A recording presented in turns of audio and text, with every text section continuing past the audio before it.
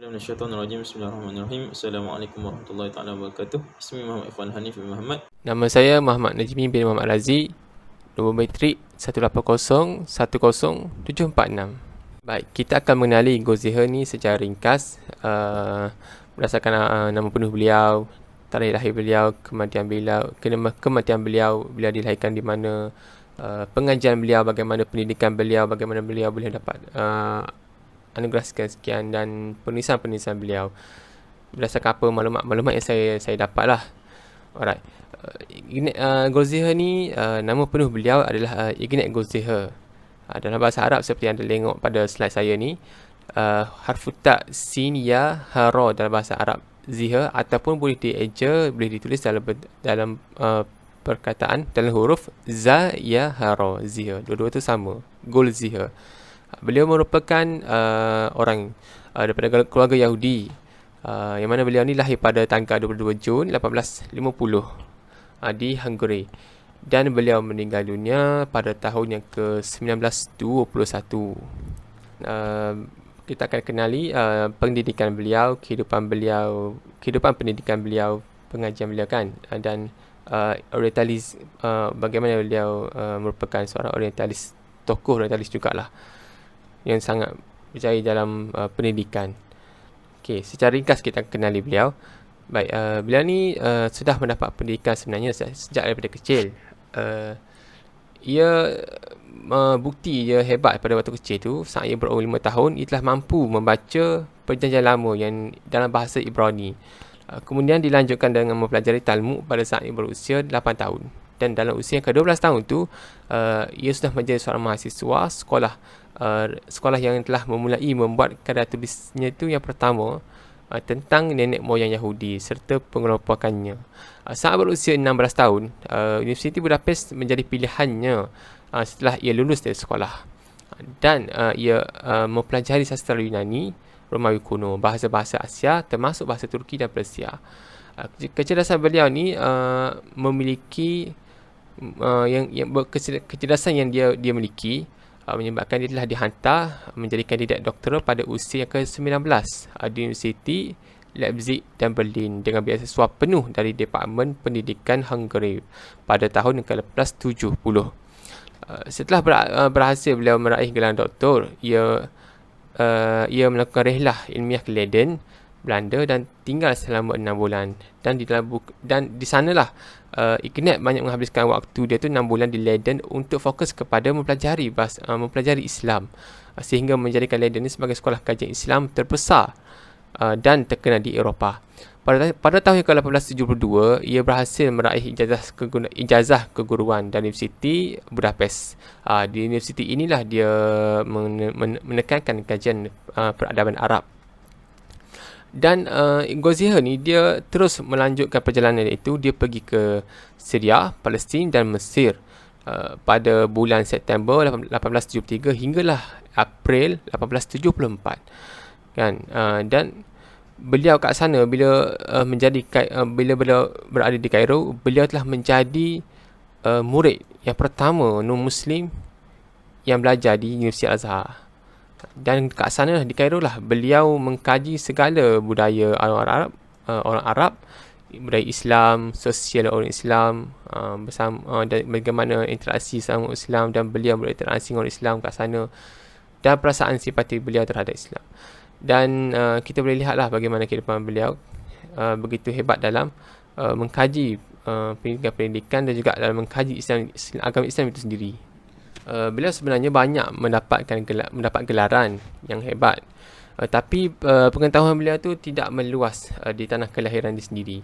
Pada saat itulah terjadinya peristiwa antisemit di Hungary, sehingga para pemeluk Yahudi dilarang untuk melakukan berbagai kegiatan yang ada hubungannya dengan pendidikan. Tetapi kemudian pada tahun ke-1894 diadakan pembahasan oleh para anggota legislatif berkaitan dengan isu ni, untuk mencapai kesepakatan bahawa agama Yahudi ni kedudukannya tu sama di depan publik, bergandengan dengan agama lainnya. Atas perjuangan beliau berkenaan dengan isu ni, beliau dianugerahkan piagam emas oleh Kongres Orientalis International ke-8 pada tahun yang ke-1889. Kemudian ia mendapat undangan daripada Universiti Cambridge untuk menjadi pengganti doktor sebelumnya, iaitu Robertson Smith. Beliau juga melakukan pekerjaan sebagai sekretaris di komunitas Yahudi Jerman dari tahun yang ke-1876 sampailah 1905. Dan beliau diangkat sebagai guru besar di Universiti Budapest pada tahun ke-1904. Orang Yahudi juga, dia merupakan orang Yahudi pertama yang meraih gelaran ini. Kemudian pada tahun yang ke-1914 beliau menjadi ketua jurusan hukum dan institusi Islam di Fakultas Hukum. 7 tahun kemudian ia meninggal dunia pada usianya ke-71. Antara karya yang ditulis oleh Goldziher banyak juga sebenarnya, cuma saya mengambil apa yang saya mengambil apa yang penting, apa yang dikenali pada masyarakat pada hari ini. Antaranya itu seperti yang dilihat pada slide, Muhammad Student diterbitkan pada tahun ke-1890. Lepas tu macam saya tengoklah Muslim Studies. Beliau ada juga menulis Wollaston, iaitu Introduction to Islamic Theology and Law. Beliau juga ada menulis buku yang mana diterjemahkan dalam bahasa Arab, iaitu Mazahib Tafsir Al-Islami. Beliau juga menulis buku satu sejarah, iaitu On the History of Grammar Among the Arabs. Buku-buku yang berkenaan dengan sejarah bahasa Arab, sejarah orang Arab jugalah. Dan banyak lagi seperti yang lihat, Short History of Classical Arabic Literature dan sebagainya lagi lah. InsyaAllah pada kesempatan kali ini Anda akan meneruskan perbincangan kumpulan kami, iaitu mengenai seorang tokoh orientalis Belanda yang bernama Goldziher. Jadi Anda akan membincangkan tentang manhaj Goldziher dalam kitab ataupun dalam karangan-karangan dia. Pertama sekali, adamu iltizamhi bisihhatil ma'lumat, iaitu tiada komitmen terhadap kebenaran maklumat. Maksudnya maklumat yang dia bawa dalam kitab-kitab dia adalah diragui, di mana terdapat banyak maklumat yang salah dalam kitab-kitab karangan dia. Maklumat-maklumat yang salah ini adalah dibuat berdasarkan penilaian, pendapat dan tafsiran-tafsiran dia yang salah, yang mana bertujuan untuk menimbulkan kecurigaan dan kesesatan dalam kalangan umat Islam. Antaranya, Goldziher mendakwa bahawa Nabi Muhammad SAW menakalkan wahyu ini daripada orang lain. Maksudnya mengatakan bahawa Nabi Muhammad ini tidak menerima wahyu ini daripada Allah SWT. Dan juga dia ada mengatakan bahawa, ataupun dakwaan salah beliau, bahawa hadis ini adalah rekaan para sahabat dan tabi'in. Dan seterusnya ada juga dia mengatakan bahawa fiqh ini adalah diambil dari undang-undang dan tradisi dari negara-negara lain. Khususnya, ida'ahu fil kitab da'awa min ghairi an yuzkara 'alaiha adillah tusaddiquha aw hujjatun ta'akkaduha. Iaitu dia membuat dakwaan-dakwaan tanpa bukti yang membenarkannya atau hujah-hujah untuk menguatkan dakwaan-dakwaan dia. Antaranya, dia menganggap Nabi Muhammad SAW tidak membawa sesuatu yang baharu, dan Islam hanyalah pemikiran dan perundangan Helenistik dan aliran Hindi dan Platonik bersama unsur-unsur Yahudi dan Nasrani. Maksudnya Goldziher mengatakan bahawa Nabi Muhammad SAW tidak membawa sesuatu yang baru. Yakni Islam ni tidak membawa Islam lah. Mana dia kata Islam ni hanyalah pemikiran dan perundangan dan pandangan Helenistik, yang mana yang mempunyai unsur Yahudi dan Nasrani. Dia juga mengatakan perkhabaran atau wahyu Nabi Muhammad SAW adalah hanya campuran pengetahuan agama dan pendapat-pendapat yang diketahui oleh Nabi Muhammad SAW kerana hubungannya dengan Yahudi, Kristian dan unsur-unsur lain. Dia juga mengatakan, Goldziher juga ada mengatakan bahawa wahyu ini adalah khayalan Nabi Muhammad SAW semata-mata. Khususnya kasratul tamwihat wal mughallatat wa dhalika li itharatil labas wat tashkik wa li tawatti'ati al maqam was siyaq labatha iftira'atih. Ketiga, banyaknya penyamaran dan kekeliruan untuk untuk memprovokasi kekeliruan dan menyebarkan fitnah. Dari kitab karangan dia ni terdapat banyak penyamaran dan kekeliruan untuk sebar fitnah terhadap umat Islam. Mana ada juga dia mendakwa bahawa di dalam Al-Quran ini tidak terdapat akidah-akidah yang dan ajaran-ajaran yang betul. Dia mengatakan begitu. Yang mana dia kata dalam Al-Quran tiada ajaran ataupun akidah yang bebas daripada percanggahan. Keempat, tahrifuhu lin-nusus as-sahihah al-wadhihah wa dhalika min ajli tahqiqi ahdafihi faqad kana yuhawwilu an-nas wa yubna 'alayha ara' wa ta'wilat batilah. Iaitu Ghazali ini melakukan penyelewengan terhadap nas-nas yang sahih dan jelas, iaitu untuk bertujuan untuk membenarkan matlamat dia, matlamat orientalis dia lah. Maka dia telah mengubah dan membina atas nas-nas tu pandangan dan takwilan-takwilan yang salah. Seterusnya yang kelima, adamul wuduh fi arad al-Islam wa istikhdamil ghamar. Kurangnya penjelasan dalam penyampaian Islam.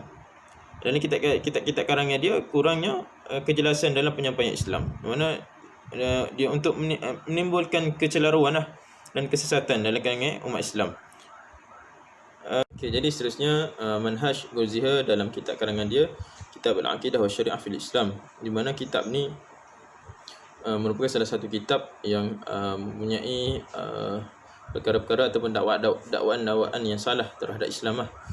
Jadi betul sekali at-ta'rif bil kitab wa huwa fi asasihi kana ibaratan an majmu'ah muhadarat anil Islam alqaha amama al-lajnah al-amrikiyah lil muhadarat fi tarikh al-adyan wa yatahaddathu fihi anil Islam li mukhtalaf jawanibih. Tabu am 1069 milad wa yaqa'u al-kitab fi 367 safhah fi 6 aqsam wa yakatali. Jadi kitab ni pada dasarnya ialah merupakan himpunan ceramah-ceramah Ghazali, yang mana ceramah-ceramah ni disampaikan di hadapan jawatan kuasa Kuliah Amerika, yang mana ceramah ni membincangkan tentang atau mengenai Islam dari pelbagai sudut dan juga pelbagai aspek. Buku ini dicetak pada tahun 1960 Masihi dan dia mempunyai 367 muka surat, dan juga dia terbahagi kepada 6 bahagian. Al-qismul awal, bahagian pertama, fa yatahaddatsu awwalan an Muhammad wal Islam wa ya'tabiru bi annahu lam ya'ti bijadidin wa anna al-Islam ma huwa illa naw'an min al-afkar wal ara' al-halinastiyah والتيارات والآراء الهندية والأفلاطونية الجديدة إلى جانب العناصر اليهودية والمسيحية.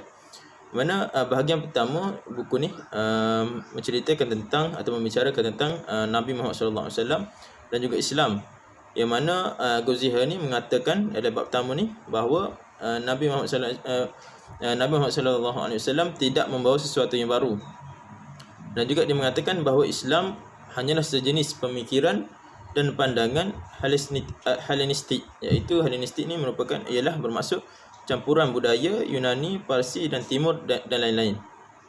Jadi mengatakan Islam adalah jenis pemikiran dan pandangan Helenistik yang baru dan sama dan juga mempunyai unsur-unsur Yahudi dan Kristian. Jadi dalam bahagian pertama buku Al-Aqidah wa Syariah fil Islam karangan Ghazali ni mengatakan bahawa Nabi Muhammad sallallahu alaihi wasallam tidak membawa perkara yang baru. Dan juga dia mengatakan bahawa Islam ni hanyalah pandangan Helenistik yang mana mempunyai unsur-unsur Yahudi dan Kristian. Bahagian seterusnya ialah bahagian kedua, itu wa yatahaddatsu fil fasl tsani an tatawwur al-fiqh wa anna al-Islam wal Quran lam yatimma kull shay'in fi syari'ah bal kana al-kamal natijatun li'amal al-ajyal al-lahiqah. ثم تحدث عن مدى تأثر الفقه الإسلامي بالقانون الروماني ثم تكلم عن الحديث وعلمه والطعن في تاريخ تدوينه. Dan bagi kedua pula dia membicarakan tentang perkembangan fiqh dan Islam dan Al-Quran, di mana dia mengatakan bahawa Islam dan Al-Quran tidak menyempurnakan atau tidak menyelesaikan segalanya dalam syariat. Bahkan kesempurnaan itu dicapai hasil usaha generasi kemudian. Maksudnya dia kata Islam dan Quran ini bukanlah sumber perundangan ataupun sumber undang-undang kepada fiqh. Dan mereka mengatakan bahawa dalam fiqh ini, perundangan fiqh ini adalah ciptaan ataupun usaha generasi kemudian. Dalam bahagian ini juga dia menceritakan tentang hadis di mana dia mencela, Ghazali mencela hadis dalam bahagian kedua ni, iaitu dia mencela juga tarikh-tarikh hadis direkodkan, dan juga dia meriwayatkan bahawa hadis ini adalah rekaan umat Islam. Dia mengatakan bahawa hadis ini adalah hanya rekaan umat Islam untuk memberi motivasi kepada umat dia, itu sama ada dari segi politik, agama, ekonomi dan lain-lain. Jadi dalam bahagian ketiga pula, wa yatahaddatsu fil fasl ats-tsalits an tatawwur al-aqidah wal ilm al-kalam wa tatawwur an-nazariyyah al-jabar wal ikhtiyar min al-Qur'an wa mada ta'thir al-Umayyin fihi kama tahaddatsa an al-Mu'tazilah wa ara'ahum wa ankara sifat al-hurriyyah wal 'aql allati tamta'u biha ansar hadhihi al-firqah kama i'tabaraha min ahli as-sunnah wal jama'ah kama tatruku ila al-ash'ari wa fikrihi wal ikhtilaf bainahu wa bain man hamalu fikrihi. ويتحدث أيضا عن الماتريدي والسلفية والفلاسفة. Bagi ketiga ni membicarakan tentang perkembangan ilmu akidah dan ilmu kalam, dan juga perkembangan teori pemulihan dan pilihan dari Al-Quran, dan juga sejauh mana pengaruh Umayyah padanya. Dan dia juga membicarakan dalam bahagian tiga ni tentang Mu'tazilah dan juga pendapat-pendapat mereka lah. Dan juga dia menolak sifat-sifat kebebasan akal Mu'tazilah ni yang Mu'tazilah amalkan ni, dan juga yang diamalkan oleh penyokong Mu'tazilah. Dan dia juga menganggap Mu'tazilah ini adalah sebahagian daripada ahli sunnah wal jamaah. Dalam bab ini juga dia menceritakan tentang pemikiran Asy'ariyah dan juga Maturidiyah, mana dalam bab ni juga banyak penyelewengan dah tentang aliran-aliran ni lah. Di bahagian 4 pula, وفي الفصل الرابع يتحدث عن الزهد والتصوف ومدى تأثره بالمؤثرات الهندية واليونانية حتى وصل إلى فكرة الحلول ووحدة الوجود. Mana dalam bahagian keempat ni dia menceritakan tentang zuhud dan tasawuf.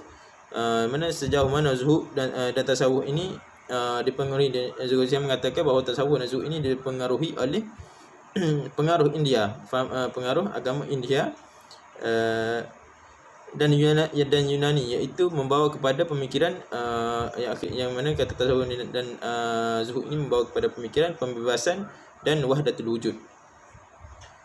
Bab kelima pula, wa fil fasl al-khamis yatahaddatsu an al-firq as-siyasah al-qadimah min al-khawarij wa syiah wa aham al-ikhtilaf wa aham al-ikhtilafat ma'a sunnah wa tatawwuriha.